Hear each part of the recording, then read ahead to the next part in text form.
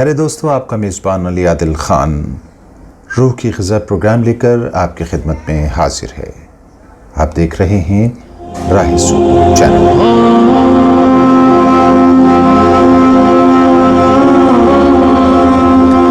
دوستو، دین کا معاملہ ہو یا دنیا کا، ہماری ساری زندگی ہی صبر کا مطالبہ کرتی ہے۔ عبادات، اخلاقیات، معاشرت ایک ہی دن میں درست نہیں ہو جاتے۔ ہر چیز کی تکمیل کے لیے صبر اور استقلال اور دل جمعی کے ساتھ تسلسل کی ضرورت ہوتی ہے، یعنی کنٹینیویشن کی ضرورت ہوتی ہے۔ ہم نے لفظ صبر کو مفلسی، محتاجگی اور مجبوری سے جوڑ کر اس کی عظمت و برکات اور فیوز سے محرومی حاصل کی ہے، جبکہ لفظ صبر اللہ کی عظیم نعمتوں میں سے ایک نعمت ہے، اور اس کی عظمت کو سمجھنے کے لیے ان اللہ مع الصابرین جیسی چھوٹی آیت کافی ہے، یعنی بے شک اللہ صبر والوں کے ساتھ ہے۔ جب اللہ آپ کے ساتھ ہے پھر آپ کو کس کی ضرورت باقی رہ جاتی ہے۔ اور دوسری بات، صبر میں جبر نہیں ہوتا، صبر میں رضا ہوتی ہے۔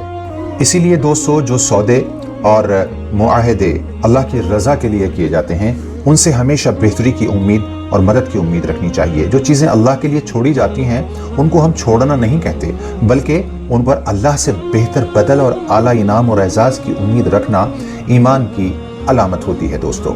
اور صبر بھی محبت کا دوسرا روپ ہوتا ہے۔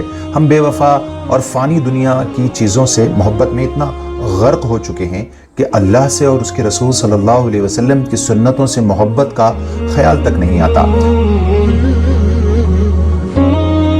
اور اپنے رمضانی اور حاجی مسلمان ہونے پر ایسا ترا کہ بس مت پوچھو، اللہ کی پناہ۔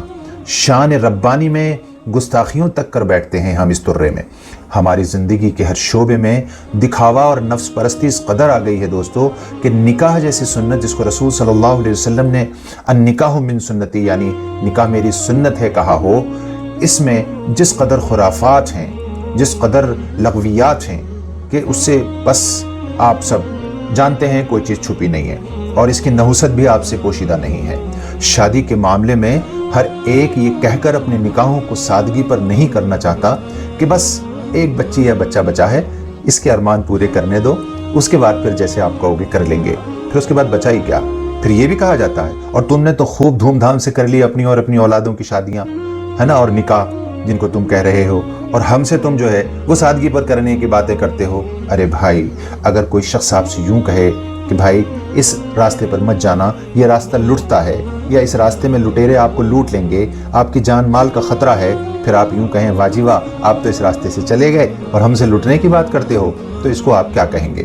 ہر معاملے میں اللہ کے حکم اور نبی صلی اللہ علیہ وسلم کے طریقوں کو امت یہ کہہ کر ٹال رہی ہے کہ بس یہ کر لوں گا، اس کے بعد شریعت پر آ جاؤں گا، بس یہ کرنے دو، یہ کر لوں، شریعت پر آ جاؤں گا، وغیرہ وغیرہ۔ آپ سب جانتے ہیں، جیسا کہ آپ کے سب کچھ سامنے ہے۔ اور اسی بیچ ہماری موت آتی ہے اور آن کے وہ موت کا فرشتہ آن کے دبوچ لیتا ہے۔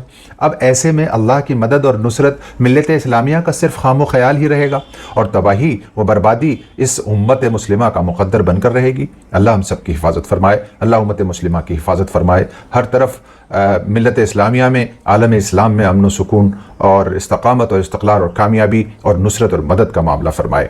آئیے دوستو، ہم ہر سنت پر عمل کی پہل کرتے ہیں اور بدری صحابہ کی نقل کر کے اللہ کی رضا کا پروانہ حاصل کرتے ہیں۔